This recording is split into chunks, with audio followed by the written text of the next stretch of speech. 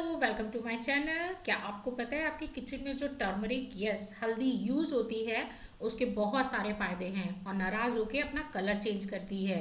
और एक पेपर ऐसा भी है जिसको अपना फेवरेट वाटर नहीं मिलता तो वो भी अपने कलर चेंज करता है। तो चलिए आइए इसी बेसिस पे हम एक्सप्लेनेशन के साथ एमसीक्यूज की प्रैक्टिस करते हैं। और टॉपिक है हमारा acid and base class 7th का।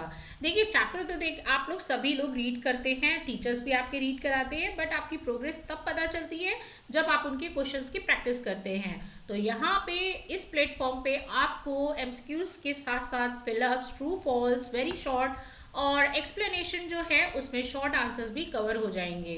राइट, तो जल्दी से स्टार्ट करते हैं। देखिए हमारा टॉपिक आपको मैंने एक्सप्लेन कर दिया है। टॉपिक है हमारा acid and base and move करते हैं फर्स्ट क्वेश्चन की तरफ। और जल्दी से चैनल को सब्सक्राइब कर लीजिए और जिससे कि आपको आगे भी ऐसे ही मज़ेदार वे में एमसीक्यूज की प्रैक्टिस मैं कराती रहूँगी।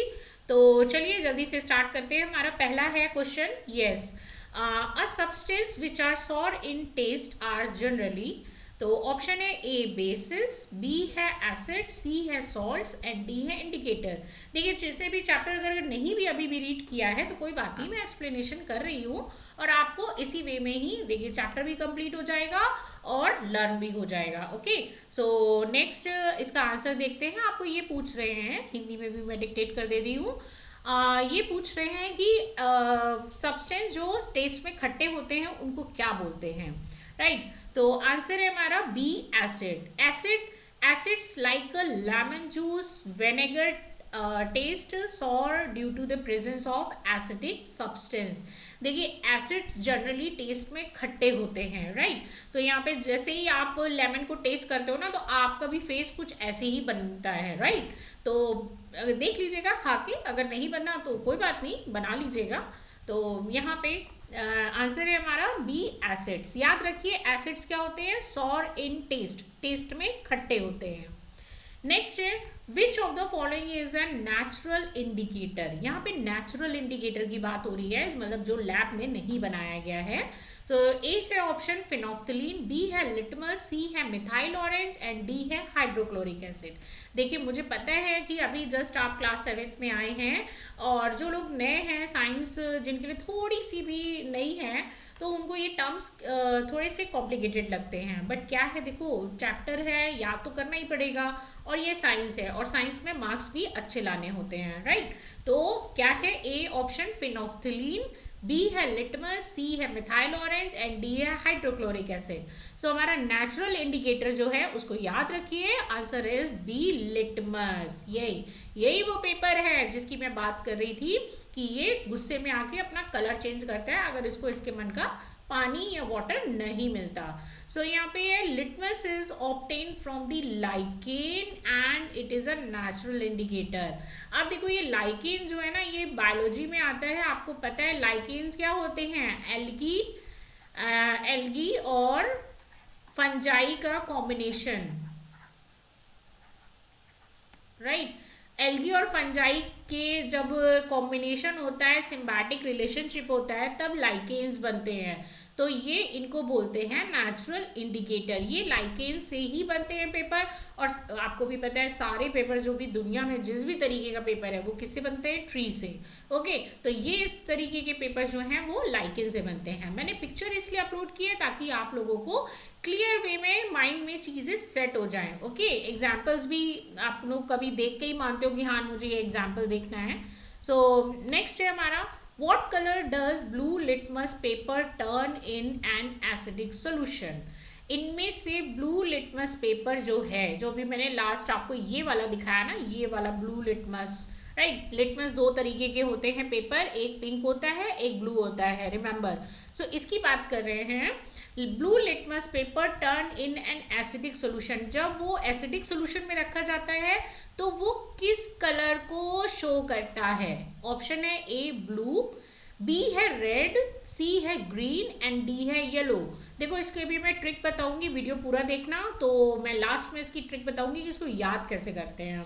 ओके, तो आंसर है हमारा red. Acidic acids turn blue litmus paper into red. Acids में अगर ब्लू लिटमस पेपर को आप ऐसे डालेंगे ना, तो यहाँ पे क्या होगा, जो ब्लू वाला है ना पार्ट पेपर का, तो वो रेड में कन्वर्ट हो जाएगा। और अगर इसी ब्लू को अगर आप बेस में डालोगे तो कोई भी कलर चेंज नहीं होगा। ओके, तो यहाँ पे याद रखिए, जो जिसको पसंद है ना वो वैसा ही लेगा। अगर एसिड ब्लू वाले को बेस मिल गया, ब्लू को बेस मिला, ब्लू को बेस मिलेगा तो no change. Okay, B no change, कोई भी चेंज नहीं होगा। लेकिन अगर ब्लू को एसिड मिल गया तो ये अपना कलर चेंज कर लेगा। नेक्स्ट है, which of the following is a base. इसमें से बेस क्या है? ए है लेमन जूस, बी है विनेगर, सी है सोप सोल्यूशन एंड डी है ऑरेंज। रिमेम्बर, याद रखिए, एक तो हमारा एसिड है और एक है बेस, राइट। तो अभी हमने एसिड की बात की थी, याद करिए, रिकॉल करिए, एसिड कैसे थे टेस्ट में? खट्टे। तो यहाँ पे आप ऑप्शन देख सकते हैं, लेमन जूस कैसा होता है? खट्टा। विनेगर कैसा होता है? खट्टा, sour in taste. And orange juice also sometimes होते हैं ना खट्टे खट्टे वाले। तो यहाँ पे ऑप्शन क्या बचा हमारा? यस, सी। जो सोप सोल्यूशन होता है ना, तो soap solution is a basic nature. और याद रखिए भाई, एसिड जो होता है ना, दे आर सॉर। ओके, और जो बेस होता है ना, base are bitter in taste, कड़वे होते हैं। बी याद रखिए। और एसिड का सी, सॉर, ये यूज कर लीजिए, ये ट्रिक है आपके लिए। Okay, so basic bitter, acid sour. तो यहाँ पे आंसर है हमारा सोप सोल्यूशन। नेक्स्ट है, turmeric indicators turn red in. देखिए आ गई हमारी हल्दी। टर्मरिक इंडिकेटर्स यानी कि हल्दी इंडिकेटर्स टर्न इन, जो अपना कलर चेंज करता है। कब चेंज करता है? ए है एसिडिक सोल्यूशन में, बी है न्यूट्रल सोल्यूशन में, बी सी है बेसिक सोल्यूशन में, या डी है सॉल्टी सोल्यूशन में। मतलब खट्टे सोल्यूशन में अपना कलर चेंज करेगी, न्यूट्रल में यानी कि just like a water, normal water. C है बेसिक, बेस वाले में यानी कि सोप वाले में, याद रखिए। एंड डी है सॉल्टी सोल्यूशन यानी कि जिसमें भी वाटर में नमक डिजोल्व हो। तो यहाँ पे ऑप्शन है हमारा यस, बेसिक सोल्यूशन। देखो ये मैंने पिक्चर भी लगाई हुई है। ये एक बच्चे का प्रैक्टिकल था, तो उसने मेरे जो क्लासेस में कंडक्ट करती हूँ अपने घर पे, तो उसमें यहाँ पे बच्चे ने ये बनाया था, तो मैंने उसका फ़ोटो ले लिया और ये यहाँ पे आपके लिए रख लिया कि देखो ये जब यहाँ पे ना हल्दी से ये पूरा पेपर किया हुआ था कवर अप, उस पर पूरी तरह से एक तरह से कलर किया हुआ था हल्दी से। और फिर जब उसने यहाँ पे बेसिक सोल्यूशन डाला, बेसिक मतलब या आप कोई भी डिटर्जेंट का ले लीजिए, सोप का ले लीजिए, तो फिर यहाँ पे क्या हुआ, ये पूरा कलर इस तरीके से, जो हल्दी थी ना वो ये रेड कलर से बदल गई। और एक नॉर्मल सा एग्जांपल मैं बताऊँ, आपकी शर्ट वगैरह पे कभी भी जब सब्जी या दाल वगैरह गिर जाती है जिसमें कि टर्मरिक पड़ी हुई है, तो फिर क्या होता है कि वहाँ पे स्पॉट हो जाता है येलो कलर का।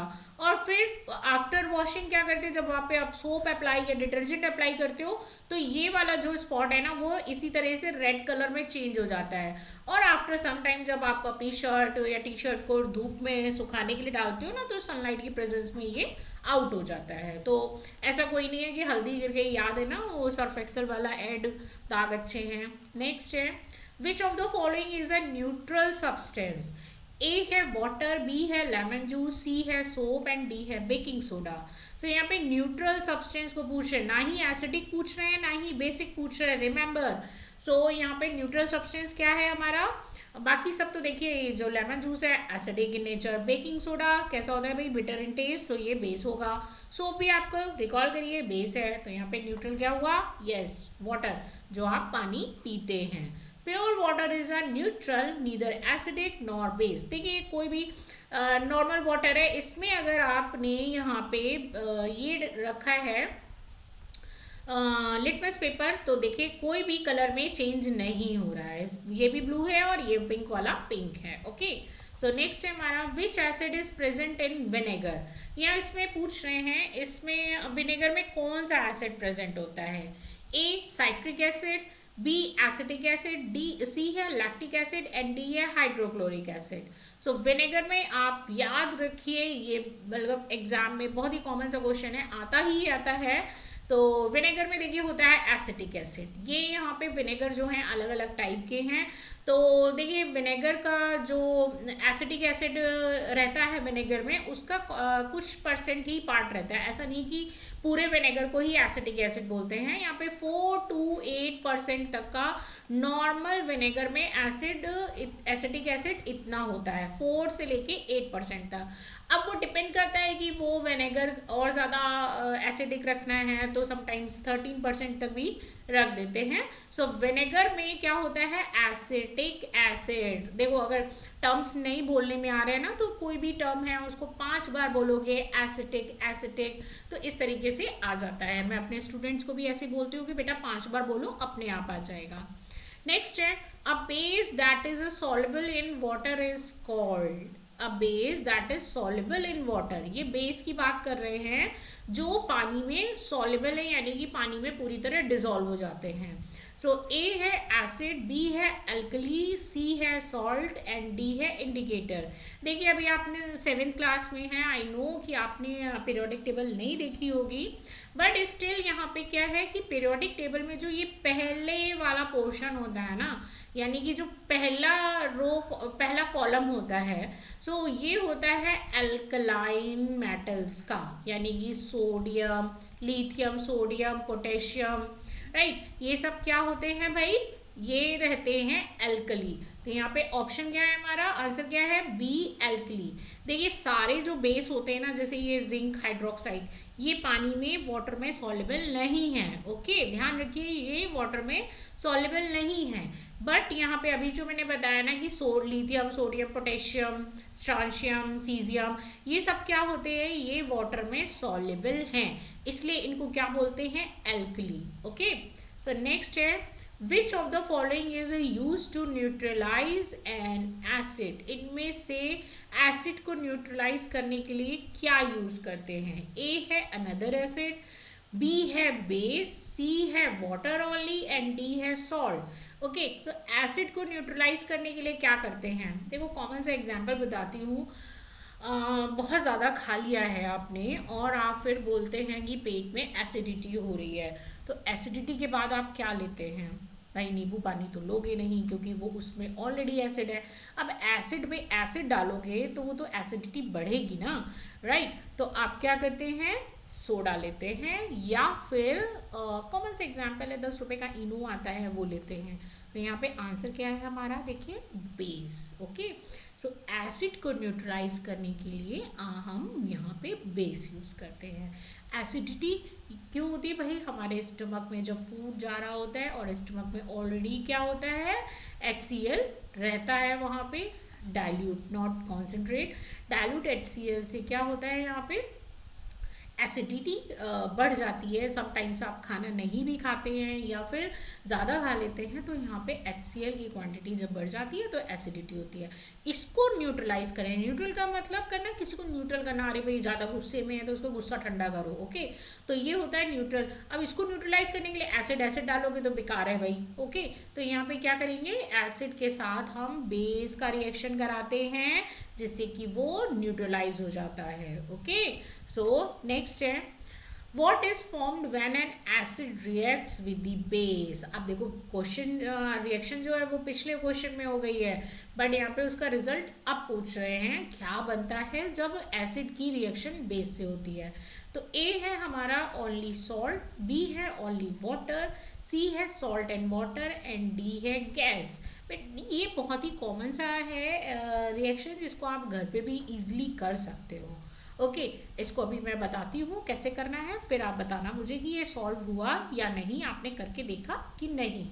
ओके, आंसर है हमारा सॉल्ट एंड वाटर। ओके, जब पानी एसिड और बेस की रिएक्शन होती है ना, एसिड और बेस की रिएक्शन होती है तो क्या बनता है, हमारा सॉल्ट बनता है। ये ऑलवेज ध्यान में रख लो, क्योंकि अब यहाँ से लेके क्लास 12 तक का आपको यही एक पढ़ना है, एसिड पढ़ना क्या ध्यान में ही भी रखना है और समझ के भी चलना है कि एसिड और बेस की जब भी रिएक्शन होती है तो क्या बनता है, सॉल्ट और वाटर। ओके, अब इतना भी नहीं बनता है कि हाँ पी लो उसको। This reaction is called neutralization reaction. देखो भाई ये सॉल्ट है, एसिड और बेस की है तो न्यूट्रल हो रहा है। ओके, तो ये जब न्यूट्रल होने के बाद इस रिएक्शन को क्या बोल रहे हैं, न्यूट्रलाइजेशन रिएक्शन। तो एसिड और बेस के रिएक्शन से क्या मिलता है हमको, सॉल्ट एंड वाटर। नेक्स्ट है, which of the following substance is used in antacid. देखिए अभी आप मैंने बताया था ना कि जब स्टमक में एसिडिटी होती है तो आप क्या करते हैं, एसिडिटी को न्यूट्रलाइज करने के लिए भाई क्या करते हैं, एसिड लेते हैं, बी बेस लेते हैं, सी सॉल्ट लेते हैं, या डी इंडिकेटर लेते हैं। बताइए, इंडिकेटर लाइकेन तो नहीं ले लोगे भाई। ओके, तो यहाँ पे क्या हुआ, आंसर क्या लेंगे जब आपको एसिडिटी होती है, यस बेस। ओके, तो यहाँ पे देखिए एक बहुत ही इंटरेस्टिंग मैं चीज़ बताने वाली हूँ। जब आप इनो लेते हैं ना, इनो, तो उसमें क्या होता है भाई, हमारा इस तरीके से ये आता है, ये पता नहीं है, आई डोंट नो कौन सी कंपनी का है, बट आई थिंक उसी से रिलेटेड है। तो एंटा एसिड में क्या होता है, बेस। ओके, जो कि एक्सेस जो एसिड होता है ना स्टमक में उसको न्यूट्रलाइज करता है कि भाई अब हम आ गए हैं, अब तुम थोड़ा सा ठंडे पड़ जाओ। ओके, तो ये क्या है, न्यूट्रलाइजेशन रिएक्शन हो जाती है। और इसमें बेस जनरली होता है MgOH का होल ट्वाइस। ओके, तो याद रखिए क्या है, क्योंकि ये समटाइम्स आ जाता है, जो लोग कॉम्पिटिटिव एग्जाम्स के लिए, वनडे एग्जामिनेशन के लिए देख रहे हैं वीडियो, उनके लिए ये अक्सर पूछा जाता है कि इनो या एंटासिड में कौन सा बेस यूज करते हैं। तो कुछ परसेंटेज में MgOH का होल ट्वाइस ये यूज होता है, that is magnesium hydroxide. Next है, tooth decay can be prevented by using toothpaste because it is, tooth decay जो है हम टूथपेस्ट करते हैं, उससे टूथपेस्ट से टूथ डीके चला जाता है। तो वो क्यों होता है ऐसा, क्योंकि उसमें क्या है, ए है एसिडिक, बी है बेसिक, सी है न्यूट्रल एंड डी है सॉल्ट। देखो सबसे पहले तो टूथ डीके समझ लो भाई। टूथ डीके कैसा हुआ, टूथ डीके का मतलब आपका जो कोई दांत है ना वो सड़ रहा है। सड़ने का मतलब खाना खाया, बच्चों के देखा है ना जनरली कि खाना खाया और उसके बाद पानी नहीं पीते हैं या वो ब्रश नहीं करते हैं प्रॉपर, तो वो खाना जो है स्टिक रह जाता है, या जो भी स्वीट्स आप ज़्यादा ले रहे हैं तो स्वीट जो है वो टीथ में आपके स्टक रह जाएगा, फंसा रह जाएगा। और उसके बाद जर्म्स और बैक्टीरिया आते हैं, वो क्या करते हैं यहाँ पे, उसको जब खाते हैं ना तो एक तरीके का एसिड प्रोड्यूस करते हैं। ओके, तो एसिड जब प्रोड्यूस करते हैं तो उससे क्या होता है, दांत खराब होने लगता है, इसी को ही बोलते हैं टूथ डीके। और इसको फिर देखो एसिड आया है ना, तो एसिड को न्यूट्रलाइज करने के लिए कौन आएगा भाई, आपको रिकॉल करिए, एसिड को न्यूट्रलाइज करने के लिए कौन आएगा, ए के बाद भाई अभी ये आता है, तो एसिड के बाद क्या आएगा, बेस। ओके, तो यहाँ पे basic, toothpaste neutralize acids in the mouth. आपके टूथपेस्ट में नमक है, याद रखिएगा। तो बेसिक बेस क्या होते हैं, टूथपेस्ट में प्रेजेंट होते हैं, जो कि टीथ की जो एसिडिटी है उसको खत्म कर देते हैं, न्यूट्रलाइज करते हैं।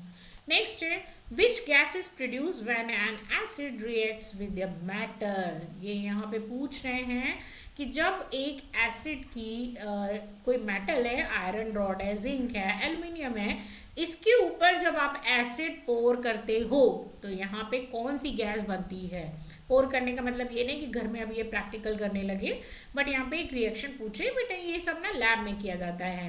तो यहाँ पे ए है ऑक्सीजन, बी है हाइड्रोजन, सी है कार्बन डाइऑक्साइड एंड डी है नाइट्रोजन। तो याद रखिए एसिड जब भी किसी मेटल से रिएक्ट करता है तो क्या बनाता है, हाइड्रोजन गैस। ओके, ये रिएक्शन देखिए मैंने यहाँ पे लिख रखी है। आपने अभी तक रिएक्शंस के टाइप नहीं पढ़े होंगे, और जिसने भी पढ़े हैं तो ध्यान रखिए।